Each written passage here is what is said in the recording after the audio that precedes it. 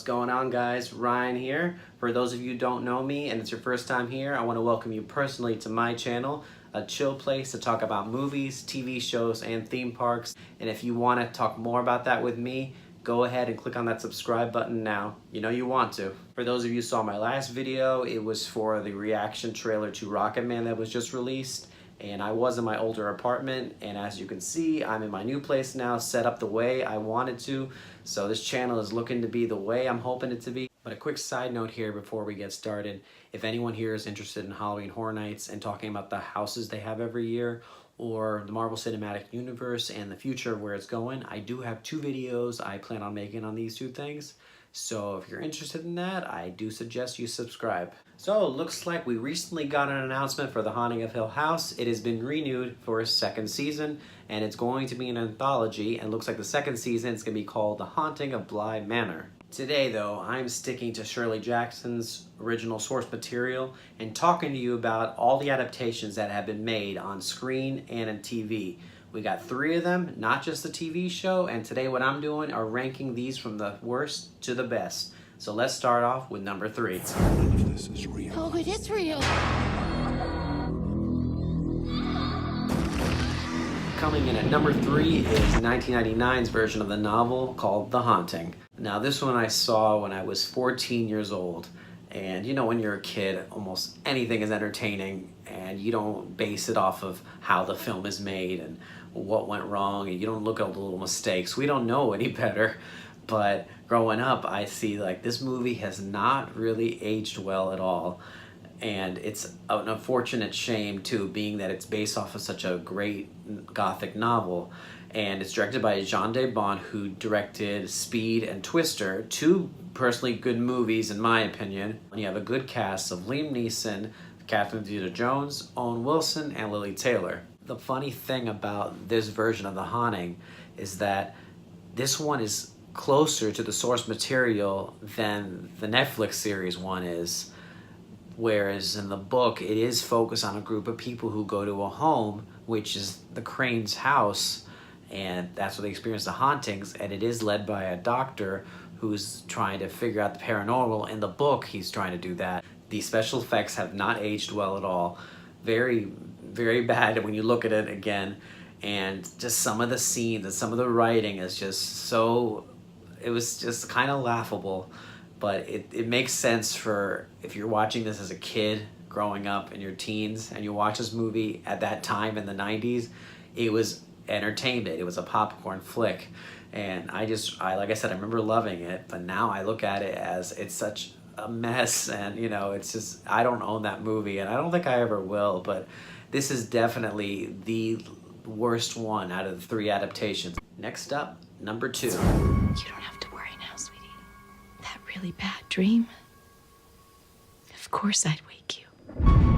The Netflix series, The Haunting of Hill House. This series is a fantastic improvement over the 99 feature. They took it apart in 10 episodes, and you actually get to flesh out all these characters and learn about each one individually and just get a real good feel of what the story is and what's going on. Now, I obviously won't spoil anything for anyone who hasn't seen it yet, but I have to say you should see it because every episode is just, it's amazing.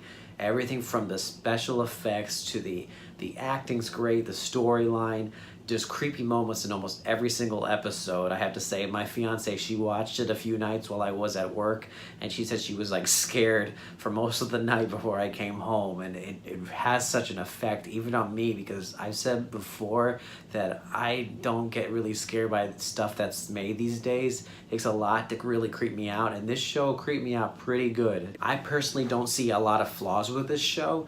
If anything, sometimes there are a few slow scenes, but it doesn't really take that long to pick up again.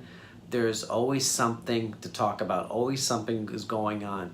Once you learn about one thing, it leads on to another. And what makes this show so great is how it goes through the past when they were children as flashbacks, and you see them in the present as adults, and seeing where they've been and what they've gone through and why they are the way they are, and how the house has affected each and every one of them. And then the cast of the show is amazing. And I don't mean just the adults, I mean the kids as well who play the younger versions of the adult characters.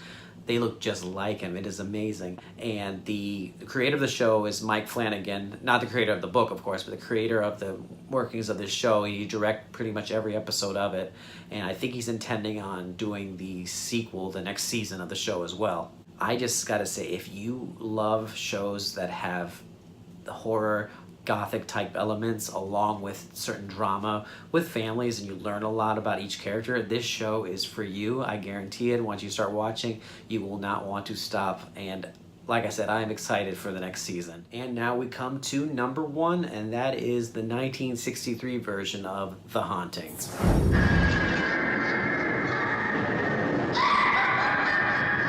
The film was released in 1963, 4 years after the book was actually published in 1959. And it follows the same as the source material, where a small group of people are invited by a paranormal investigator to come to a house that's potentially haunted. The film stars Julie Harris, Claire Bloom, Richard Johnson, and Russ Tamblyn.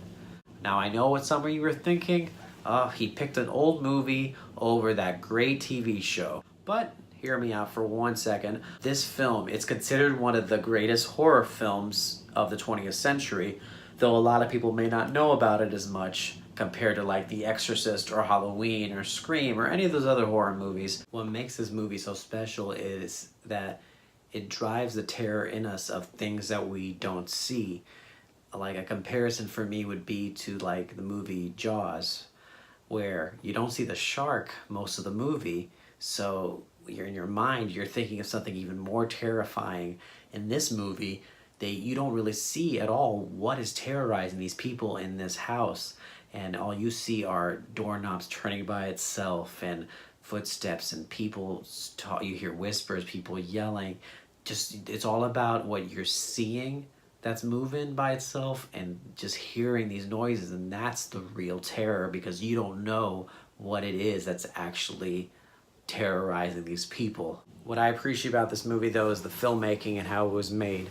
The director is Robert Wise, and for some of you movie buffs that know older films, he directed Sound of Music and West Side Story. So for him to go from musicals to this type of movie is a big stretch for him, but watching this movie, it almost seemed like he was used to doing this type of work. The way he used the camera in this movie just made it work, and that's what made it look like he was used to making these type of movies. He had shots where the camera was always moving at a certain speed throughout an entire scene, certain tracking shots, certain low angle shots, just the way he did it, very unusual shots that weren't really seen during that time period, and it just made the movie just more psychologically disturbing to watch. And even the sets were made a specific way just to give off that claustrophobic feeling.